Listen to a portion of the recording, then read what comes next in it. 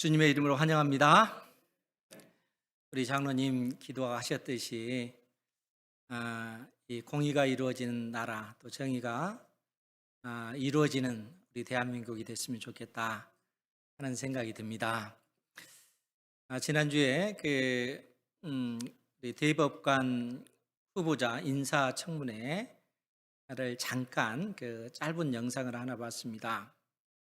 거기에 한 국회의원이 그런 질문을 던지더라고요. 그러니까 이 대법관 후보자가 과거에 재판했던 그러한 것을 근거로 해서 말하기를 800원을 횡령한 버스 기사가 있는데 이 사람을 유죄로 그렇게 판결을 한 겁니다. 그래서 그로 인해서 이 버스 기사가 직장에서 해고되고 다른 데도 직장에 들어갈 수 없는, 그래서 5명의 그 가족을 부양해야 되는 그러한 어떤 가장으로서 그 역할을 잘 감당하지 못하고 고통받는 이러한 부분을 언급을 하더라고요. 그래서 그 800원을 왜 횡령했는가라고 했을 때 관행적으로 버스 기사들이 자판기 커피를 마시기 위해서 그렇게 뽑아 마셨다는 거예요. 그 돈이 이제 800원인데 이것을 횡령죄로 해서 이제 유죄로 판결한 것입니다. 이 사실을 언급하고 또 하나가 85만 원의 향응을 제공받은 그 검사를 또 무죄로 판결한 거예요. 이거는 그래서 아니 어떻게 85만 원의 그 어떤 대접을 받고 그렇게 향응을 제공을 받았다는 것은 거기에 따른 또 어떤 그 대가가 나중에 또 주어질 것 아니에요? 그러니까 이러한 이 검사를 무죄로 판결할 수 있는가? 더더구나 하나 더 얘기하자면 2억 7천 정도의 어떤 그 돈을 그 연구비를 횡령한 대학 교수 역시 무죄로 판결을 한 겁니다.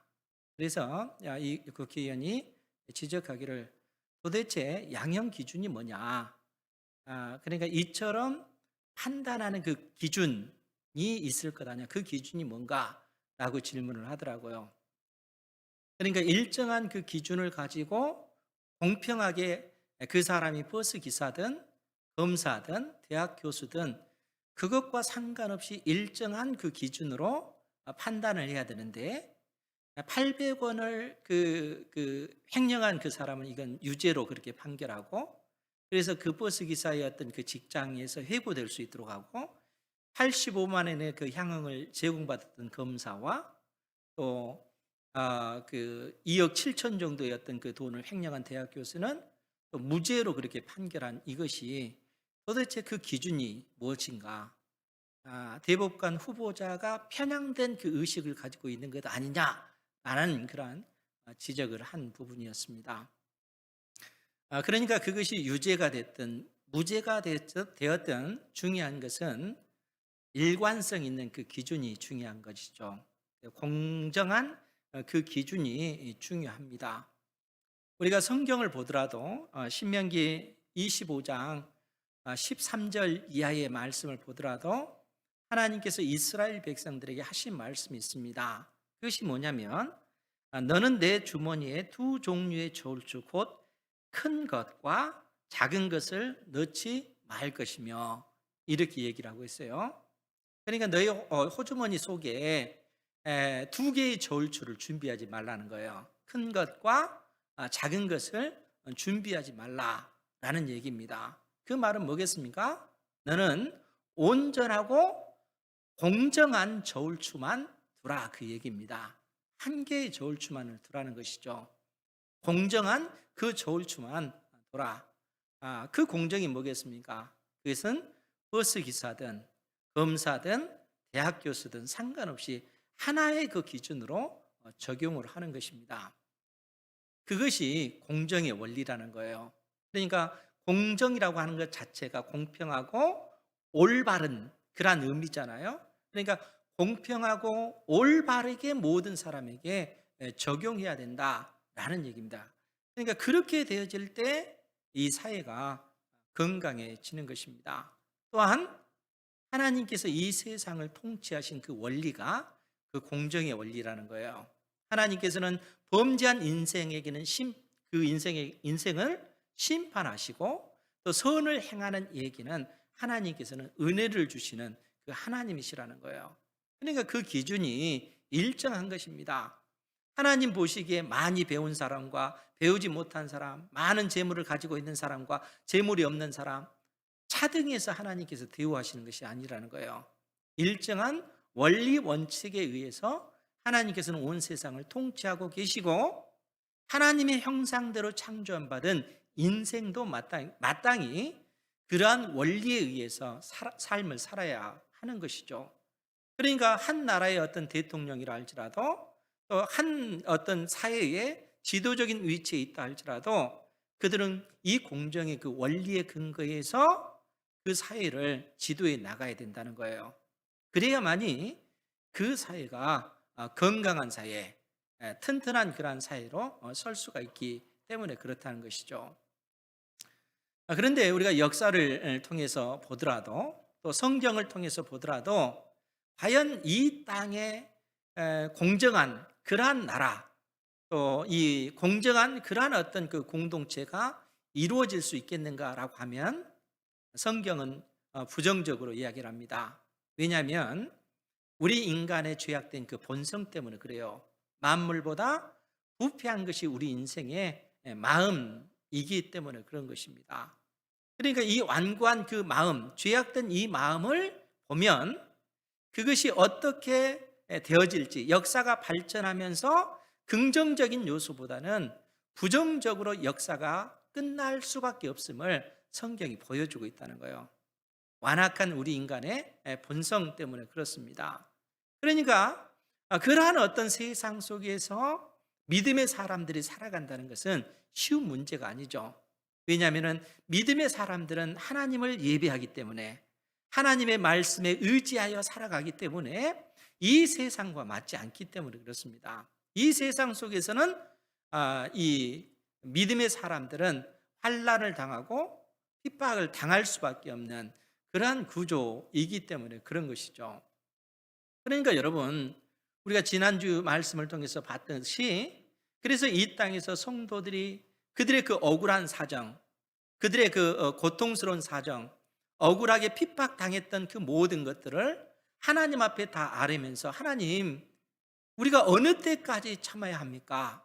어느 때에 하나님의 그 공의의 심판이 이 땅에 이루어지나이까? 그렇게 기도를 하잖아요. 그리고 그 기도의 응답으로 하나님께서는 이 땅을 향하여 진노의 그 심판을 내리시는 것입니다. 그러니까 이 땅을 심판하시고 하나님의 그 공의로운 나라, 아버지 하나님의 그 거룩하신 뜻이 하늘에서 이루어진 것처럼 이 땅에 하나님의 그 나라가 이루어지도록 하기 위해서 하나님께서는 역사 가운데 이 세상을 심판하시고, 역사의 끝에 하나님께서 약속하신 하나님의 그 나라, 새 하늘과 새 땅이 이루어지는 그러한 방향으로 역사가 진행되고 있음을 말씀해 주고 있다는 겁니다. 그렇기 때문에 여러분, 요한계시록 6장부터 16장까지 거기에는 예수님의 초림부터 재림까지 이 기간이 마지막 날들이라 이렇게 말씀을 드렸어요. 그러니까 요한계시록 6장부터 16장까지는 이 마지막 날들, 예수님의 초림부터 재림까지 되어질 일들에 관해서 기록을 해놓고 있는데, 계속해서 반복하자면 세 가지 측면에서 말씀을 하나님께서 우리에게 계시로 알려주고 있습니다. 그 첫 번째가 일곱 인 재앙이었죠. 그리고 두 번째가 일곱 나팔의 재앙이고, 세 번째가 일곱 대접의 재앙입니다. 예수님의 초림부터 재림까지 심판의 다양한 측면을 보여줌으로써 하나님께서 이 땅을 향하여 내리시는 그 진노가 얼마나 무섭고 두려운 것이고, 역사의 끝에 하나님께서 온 세상을 심판하실 것을 분명하게 믿음의 백성들에게 말씀해 주고 있다는 겁니다. 그렇기 때문에 오늘은 심판의 두 번째 측면인 일곱 나팔 재앙에 관해서 말씀을 나누고자 합니다. 오늘 우리가 읽었던 이 본문 6절부터 13절까지인데, 먼저 6절부터 12절까지 보면 이제 첫째 이 나팔 재앙부터 넷째 나팔 재앙까지 등장합니다. 그러니까 계시록 8장 6절 말씀을 보면 일곱 나팔을 가진 일곱 천사가 나팔 불기를 이제 준비하더라.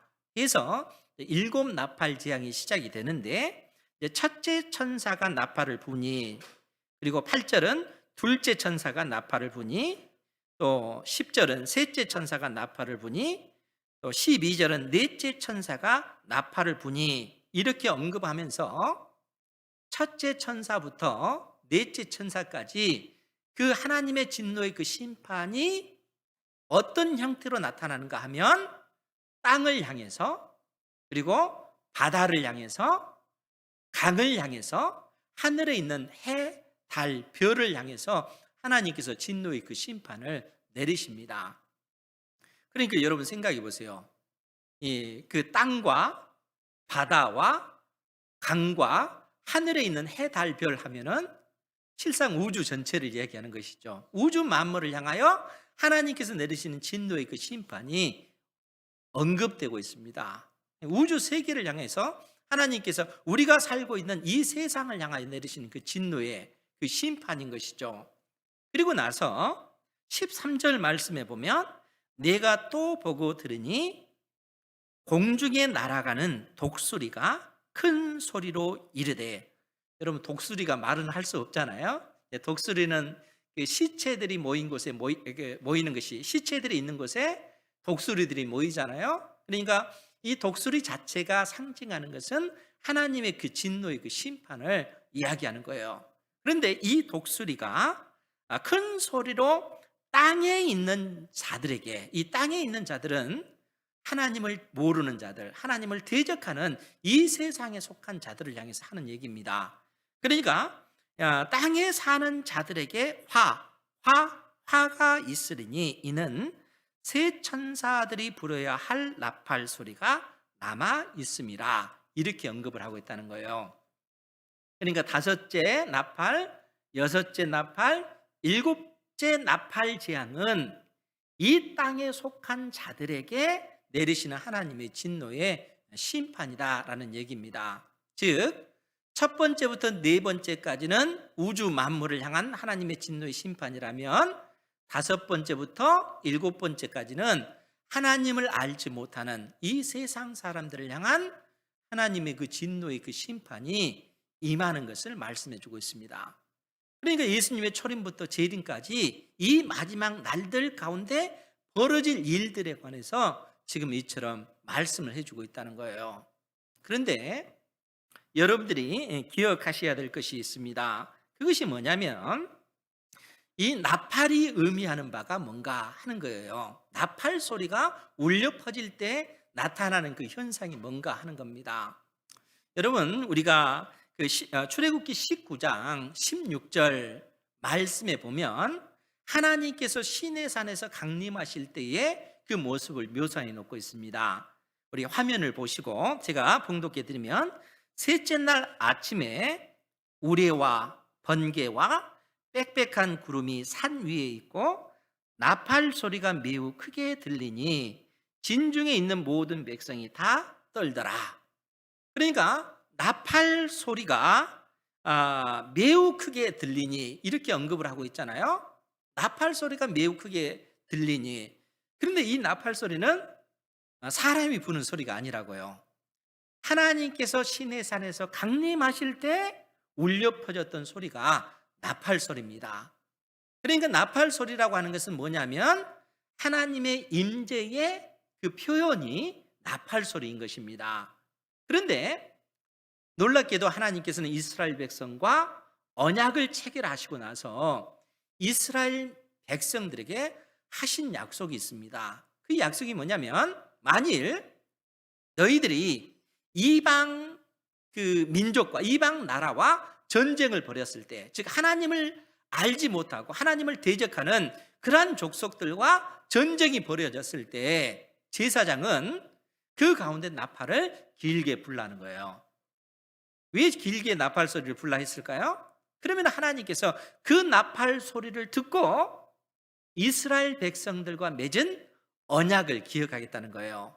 그리고 그 나팔 소리를 통해서 하나님께서 친히 이스라엘 백성들 가운데 임재하셔서 하나님께서 이스라엘을 위해서 그 전쟁을 행하시겠다는 거예요. 하나님께서 이스라엘 백성과 동행해 주시겠다는 거예요. 이 약속을 하나님께서 분명하게 해 주셨습니다. 그래서 민수기 10장 9절에 보면 하나님께서 그 약속을 주셨는데 제가 또 봉독해 드릴게요. 거기에 보면 또 너희 땅에서 너희가 자기를 압박하는 대적을 치러 나갈 때에는 나팔을 크게 불지니 그리하면 너희 하나님 여호와가 너희를 기억하고 너희를 너희 대적에게서 구원하시리라. 즉 하나님께서 그 나팔 소리를 듣고 이스라엘 백성과 함께 해 주실 것이고 이스라엘 백성들을 위해서 이스라엘 백성들의 원수를 물리치실 것이고 택한 백성 이스라엘을 구원해 내실 거라는 거예요. 그러니까 하나님께서 이러한 놀라운 약속을 이스라엘 백성들에게 해 주신 것입니다. 그러니까 지금 하나님께서 지금 7 나팔 재앙을 통해서 우리에게 하신 말씀의 의미가 무엇인가 여러분들은 생각을 하시라는 거예요. 즉 그것이 뭐겠습니까? 7 나팔 재앙은 철저하게 하나님의 택한 백성들을 대적하는 이 세상을 향하여 내리시는 하나님의 진노의 심판이라는 거예요. 동시에 택한 백성 이스라엘을 보호하시고 지키시고 그리고 택한 백성 이스라엘을 위해서 일하시는 그 하나님의 그 일하심이 이 나팔 재앙, 7 나팔 재앙 속에 담겨져 있다는 겁니다. 우리는 구원하시고 이 세상을 향하여 하나님께서 진노의 그 심판을 내리시는 것입니다. 그러니까 우리는 이 7 나팔 재앙을 통해서 나를 향하신 나에게 말씀하시는 주의 음성을 들으셔야 됩니다. 이 진리를 깨닫는 여러분들 되시기 바랍니다. 그러면 보다 구체적으로 그 내용을 한번 살펴볼게요. 7절 말씀을 보면 첫째 천사가 나팔을 부니 피 섞인 우박과 불이 나와서 땅에 쏟아지매 땅의 3분의 1이 타버리고 수목의 3분의 1도 타버리고 각종 푸른 풀도 타버렸더라. 그러니까 첫째 천사가 나팔을 불었을 때 피 섞인 우박과 불이 하늘로부터 땅에 쏟아지는 이 환상을 본 겁니다. 그러니까 피 섞인 우박과 불덩이가 하늘로부터 땅에 쏟아지는 거예요. 그리고 이로 인해서 땅의 3분의 1이 타버리고 수목, 나무들도 3분의 1이 타버리고 각종 푸른 풀도 타버리는 이런 환상을 본 겁니다. 그러면 여러분 이 환상의 의미가 뭐겠어요? 그런데 하나님께서 이 요한계시록의 말씀을 우리에게 주실 때 다른 성경과 무관하게 어느 날 갑자기 이 말씀만 주신 것은 아닙니다. 그러니까 하나님께서 우리에게 계시의 의미를 주실 때는 그 의미를 우리가 알 수 있도록 하나님께서는 구약의 선지자들을 통해서 계시해 주셨던 말씀을 근거해서 우리에게 계시의 말씀을 주고 계시다는 거예요. 그러니까 피 섞인 우박이나 이 불덩이는 구약 성경에 나오는 그 이미지를 사용해서 우리에게 계시의 말씀을 주셨다는 거예요. 그러면 여러분 이 피 섞인 우박과 불덩이가 하늘로부터 떨어지는 이러한 어떤 그 심판이 어디에 등장합니까? 우리가 출애굽기에서 우리가 그 내용을 볼 수 있는 것 아닙니까? 출애굽기 9장 24절 말씀에 보면 그렇게 기록을 하고 있습니다. 제가 읽어드릴게요. 우박이 내림과 불덩이가 우박에 섞여 내림이 심히 맹렬하니 나라가 생긴 그때로부터 애굽 온 땅에는 그와 같은 일이 없었더라. 지금 이 말씀은 무슨 말씀입니까? 하나님께서 택한 백성 이스라엘을 애굽 땅에서 출애굽시키실 때 애굽 땅을 향하여 내리시는 진노 중에 하나님의 그 진노의 그 심판입니다. 7번째 그 재앙이에요. 7번째 그 재앙이 하늘에서 우박과 불덩이가 애굽 땅에 떨어지는 것입니다. 그러니까 애굽 땅에 있는 이 애굽을 심판하시고 세상 나라를 상징하는 이 애굽을 심판하시고 택한 백성 이스라엘을 하나님께서는 구원해 내시는 거예요. 우리가 무엇을 통해서 그 사실을 알 수가 있냐면 애굽 전역에 우박과 이 불덩이가 떨어지는데 정작 이스라엘 백성들이 머물고 있는 고센 땅에는 그 우박과 불덩이가 떨어지지 않은 거예요. 하나님께서 택한 백성 이스라엘을 그처럼 보호하고 계시는 것입니다. 그러니까 하나님께서 이 세상 역사가 진행되어지는 그 가운데, 즉 예수님의 초림부터 주님께서 재림하신 이 기간 동안 철저하게 택한 백성을 보호하시고 하나님께서 지키시고, 그리고 이 세상을 향하여는 하나님께서는 진노의 심판을 내리시는 그러한 모습을 보여주고 있다는 거예요. 그것이 첫째 천사가 나팔을 불 때 나타나는 그러한 현상이라는 거예요. 그리고 또 두 번째 천사가 나팔을 불 때 8절에서 9절에 있는 말씀인데, 둘째 천사가 나팔을 부니 불 붙는 큰 산과 같은 것이 바다에 던져짐에 바다의 3분의 1이 피가 되고, 우리 9절 말씀 같이 볼까요? 시작. 바다 가운데 생명 가진 피조물들의 3분의 1이 죽고 배들의 3분의 1이 깨지더라. 아멘. 그리고 첫째 천사가 나팔을 불 때는 이 땅을 향한 하나님의 진노의 심판이었다면, 두 번째는 바다를 향한 그런 심판인데, 둘째 천사가 나팔을 불 때 불 붙는 큰 산 같은 것이 바다에 던져졌다는 거예요. 그리고 바다의 3분의 1이 피가 되고 바다 가운데 생명을 가진 피조물들의 3분의 1이 죽고 배들의 3분의 1이 깨지는, 이 배는 그 바다 위에 항해하는 무역하는 그 무역선들이겠죠. 이 배들이 3분의 1이 파괴되는 이러한 어떤 그 심판이 임했다는 거예요.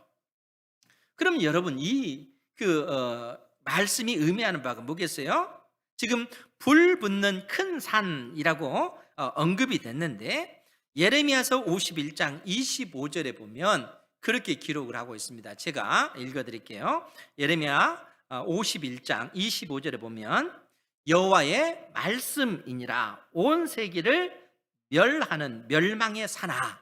여기서 이 산을 얘기해요. 이 산은 지금 바벨론을 상징하고 있습니다. 그러니까 멸망의 산아, 보라, 나는 내 원수라.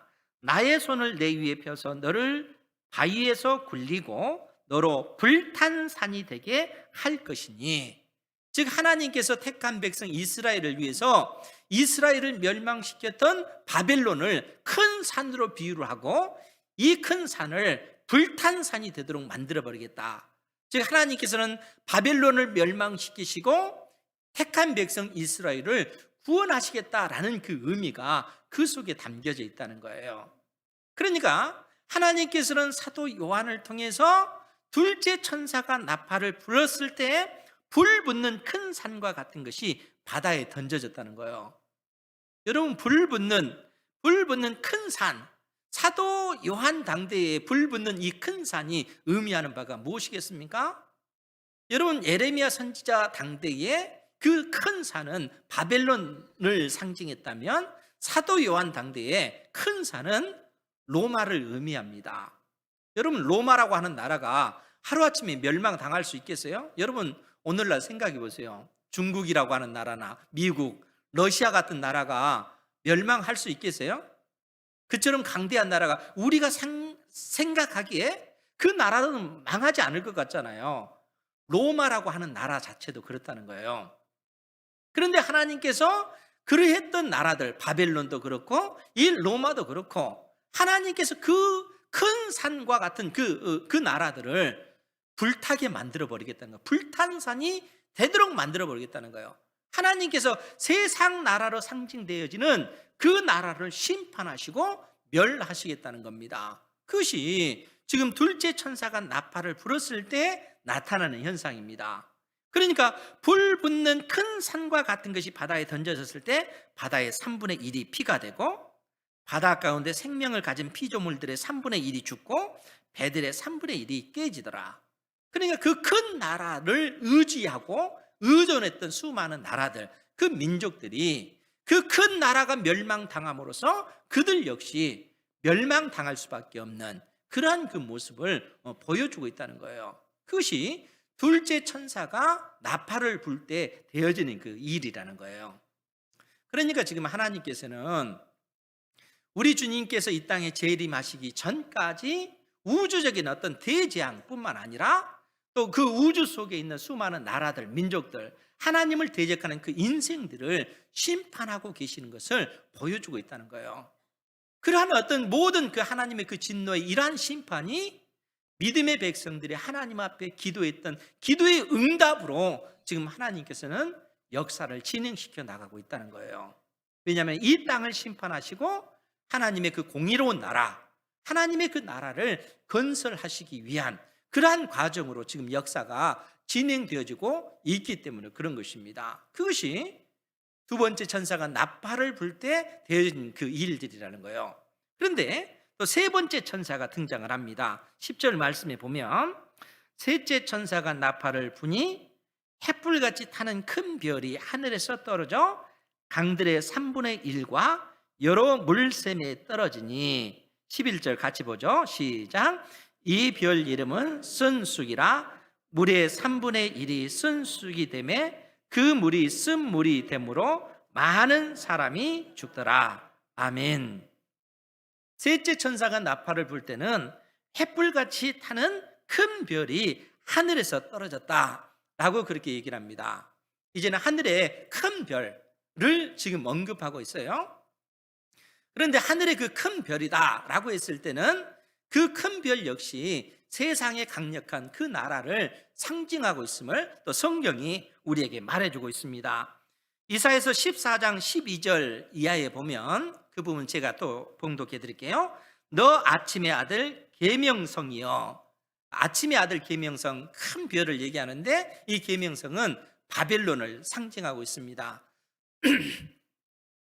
그런데 이 바벨론이라고 하는 나라가 하나님 앞에 어떤 모습을 보였는가 하면 그 다음에 있는 그 구절을 보면 가장 높은 구름에 올라가 지극히 높은 이와 같아지리라 하는도다. 이 바벨론이라고 하는 나라가 하나님께서 계신 그 위치까지 올라가서 나도 하나님과 같이 되리라. 이 바벨론이라고 하는 나라가 그랬다는 거예요. 그만큼 교만하고 오만한 나라가 바벨론인 것입니다. 그러니까 하나님께서 계신 그 자리를 이 바벨론으로 상징되어지는 이 계명성, 그 큰 별이 하나님의 자리를 찬탈하는 그 위치에까지 올라가고 있는 그 모습을 보여주고 있다는 거예요.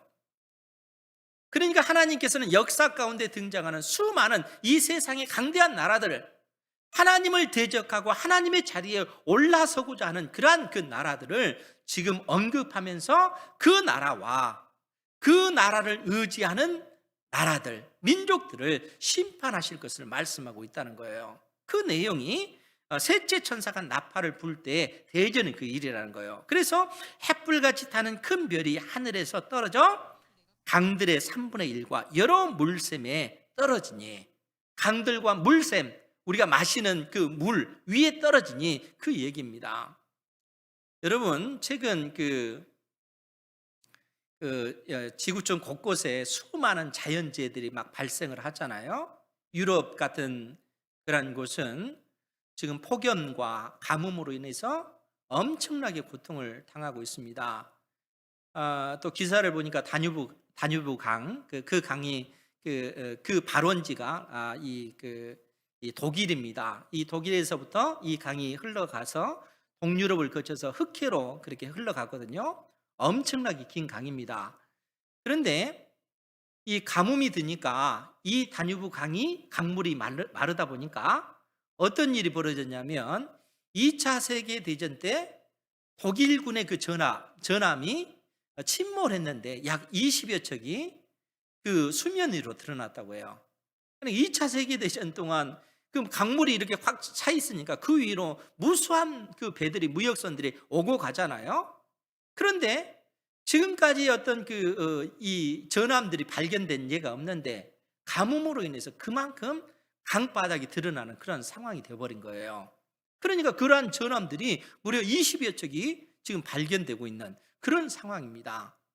여러분, 중국 같은 경우도 양쯔강이 바닥을 드러내고 있다고 하잖아요. 그런데 여러분, 그런 가운데 여러분, 그 파키스탄 같은 경우는 어떻습니까? 지난주에 그 기사를 보고 제가 깜짝 놀랐는데, 그 국토의 3분의 1이 이 폭우로 인해서 물에 잠긴 것입니다. 그러니까 3분의 1이 물에 잠겨버리면 어떻게 되겠어요?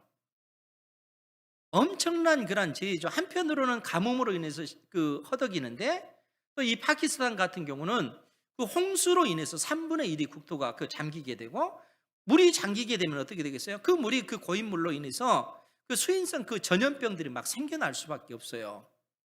그리고 그런 가운데 정작 사람들이 마셔야 될 그 물은 그 귀할 수밖에 없는 것이죠.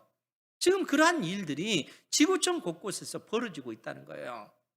그러니까 하나님께서 불붙는 그 햇불같이 타는 큰 별이 하늘에서 떨어져 강들의 3분의 1과 여러 물샘에 떨어지게 되면 현실적으로 이러한 어떤 일들이 벌어질 수밖에 없는 것이죠. 사람들이 정작 물은 많은데 마실 물이 없는 이런 어떤 그 고통 가운데 처할 수밖에 없다는 거예요. 이런 가운데 11절에 뭐라고 얘기를 하냐면, 이 별 이름은 쓴쑥이라.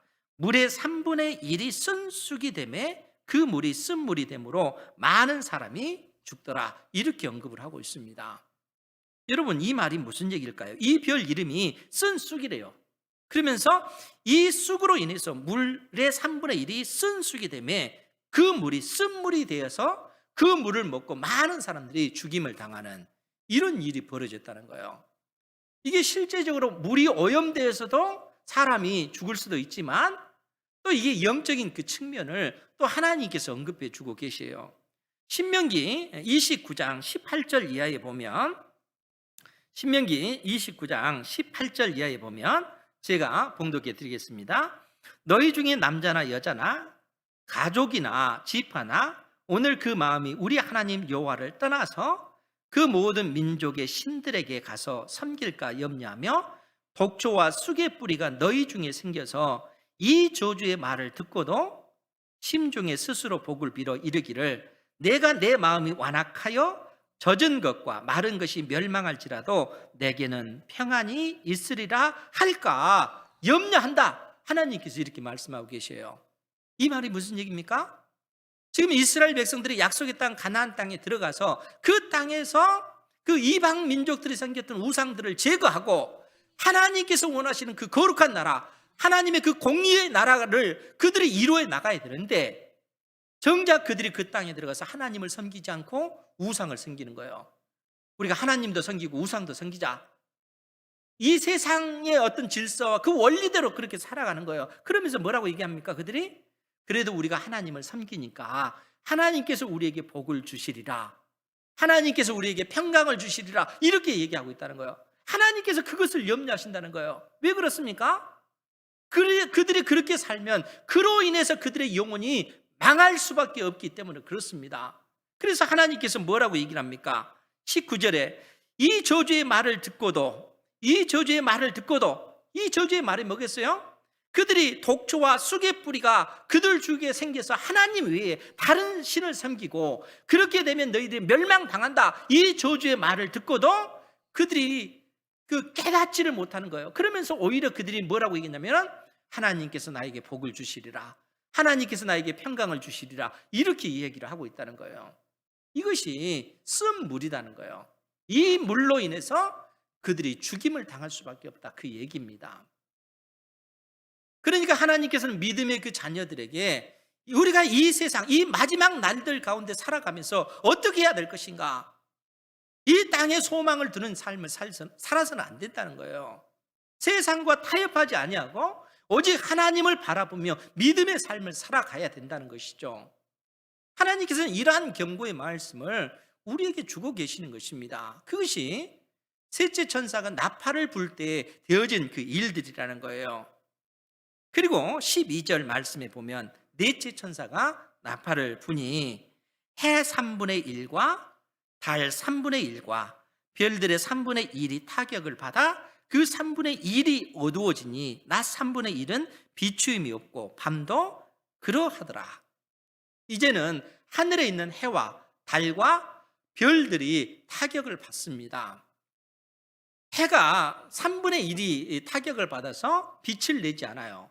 그러니까 여러분 낮 12시간을 계산을 해보면 그 4시간 동안 그 빛을 잃은 흑암이 된다면은 여러분 우리가 그러한 곳에서 살 수가 있겠습니까? 하나님께서 그 밤하늘에 있는 이 달과 이 별들을 그 3분의 1 그 기간 동안 이 빛을 잃게 만들면 한밤중에 이 빛을 내지 않으면 칠흑 같은 밤이 되지 않겠어요? 이런 진도의 그 심판을 하나님께서 내리시겠다는 거예요. 그러면 여러분 이것이 의미하는 바가 무엇이겠습니까? 이건 역시 하나님께서 그 출애굽기 10장 21절 이하의 말씀에 뭐라고 말씀하시냐면 애굽 땅 위에 흑암이 있게 하라. 하나님께서 이스라엘 백성들을 출애굽시킬 때 9번째 그 재앙이 애굽 땅에 흑암으로 가득한 것이었습니다. 3일 동안 애굽 땅이 흑암으로 가득하는 거예요. 빛이 없어요. 그것이 의미하는 바가 뭐겠어요? 애굽 사람들은 그들의 신 태양신을 섬기잖아요. 하나님께서 그들이 섬기는 신 자체를 심판하시는 거예요. 그 태양 자체도 하나님의 피조물이라는 거예요. 그들이 신으로 섬기는 그 태양을 심판하심으로써 하나님께서는 온 우주의 주인이신 것을 선언하십니다. 동시에 고센 땅에 있는 이스라엘 백성들에게는 어두워지잖아요. 그들에게는 여전히 빛이 비춰지는 겁니다. 어떻게 이런 일이 가능하겠어요? 하나님께서는 이 세상을 향하여 진노의 심판을 내리시고 택한 백성 이스라엘을 구원해 내시는 이러한 일을 이 마지막 때에 지금도 행하고 계시기 때문에 그렇다는 거예요. 하나님께서 그 계획을 지금 우리에게 말씀해 주고 계시잖아요. 여전히 이 세상을 향하여 진노의 심판을 내리시고 믿음의 백성들은 지금도 보호하시고 지키시고 인도하신다 하는 사실을 하나님께서 우리에게 분명히 보여주고 있다는 거예요. 그러니까 이 첫 번째 나팔 재앙부터 네 번째 나팔 재앙을 통해서 하나님께서는 온 세상을 향하여 이처럼 진노의 심판을 내리시지만 그러나 그 가운데 믿음의 사람, 택한 백성들은 보호하고 계시다는 거예요. 우리가 그 은혜를 입고 살아가는 것입니다. 그러면 사랑하는 성도 여러분, 하나님께서 역사를 그처럼 이끌어가고 계시고 역사의 한 지점에 우리가 지금 현재 살아가고 있다면 우리의 인생이 어떠해야 되겠습니까? 우리의 삶이 어떠해야 하겠는가 하는 거예요. 여러분, 베드로 사도가 베드로후서 3장에서 어떤 말씀을 하시냐면 하늘과 땅, 하늘과 이 땅은 경건하지 않는 자들이 심판을 받을 때까지 그때까지만 존재한 것이다 이렇게 얘기를 해요. 그러니까 우리가 살고 있는 이 하늘과 땅, 이 땅은 경건하지 않는 자, 하나님을 알지 못하는 자들이 심판을 받을 때까지만 존재하는 것이다 라고 그렇게 언급하고 나서 뭐라고 말씀을 하시냐면 베드로후서 3장 11절 이하에 그렇게 얘기를 합니다. 너희가 어떠한 사람이 되어야 마땅하냐?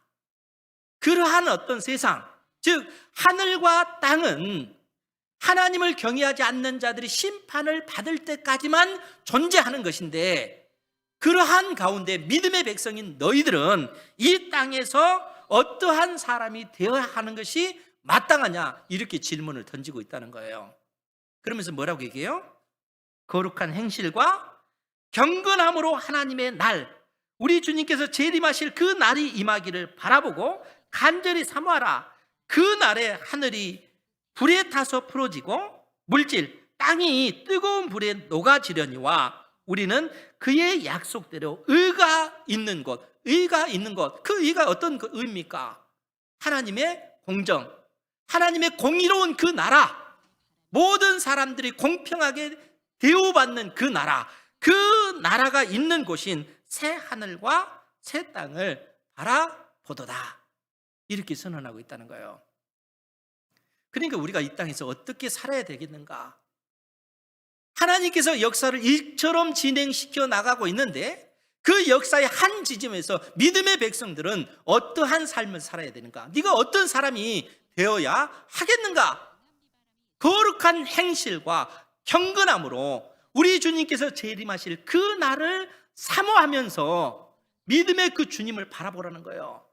우리 주님께서 약속하신 그 의가 있는 곳, 우리 주님께서 약속하신 그 공정한 나라, 그 나라가 있는 곳, 새 하늘과 새 땅을 바라보는 그 삶을 살아야 된다는 거예요. 그러니까 우리는 이 땅에 소망을 둬서는 안 된다는 거예요. 이 땅에 소망을 두는 삶이 아니라 하나님께서 약속하신 새 하늘과 새 땅, 그 땅을, 새 하늘과 새 땅을 바라보면서 그 하나님의 나라, 그 천국을 바라보면서 우리의 삶을 살아야 된다는 거예요. 그러면 여러분, 이 땅에서 이 거룩한 행실과 경건함으로 사는 그 삶이 무엇이겠어요? 그것은 여러분들의 호주머니 속에 2개의 저울추를 두지 않는 거예요. 1개의 저울추, 온전하고 공정한 저울추를 가지고 여러분들이 살아야 되고, 그러한 나라, 그러한 이 사회, 그러한 민족이 될 수 있도록 여러분들이 힘쓰셔야 돼요. 그것이 경건한 그 삶이요, 거룩한 행실이라는 거예요. 불의한 그 방법으로 나의 어떤 그 욕심을 채우기 위해서 2개의 저울추를 가지고 적용하는 것이 아니라 1개의 저울추를 가지고 공정한 그 삶을 살아가야 된다는 거예요. 그것이 하나님의 자녀들이 이 땅에서 사는 삶의 방식인 것이죠. 땅에 소망을 두지 않고 영원하신 아버지께서 약속해 주신 새 하늘과 새 땅, 그 천국을 상속받는 상속자로 살아가야 하기 때문에 우리가 그러한 삶을 살아야 하는 것입니다. 하나님께서 이 시간 우리에게 주시는 그 말씀의 의미가 무엇인지 다시 한번 마음에 선명하게 새기시고 거룩한 행실과 경건함으로 여러분들의 인생을 경영하는 그러한 삶이 되기를 주님의 이름으로 축원드립니다. 기도하겠습니다. 거룩하신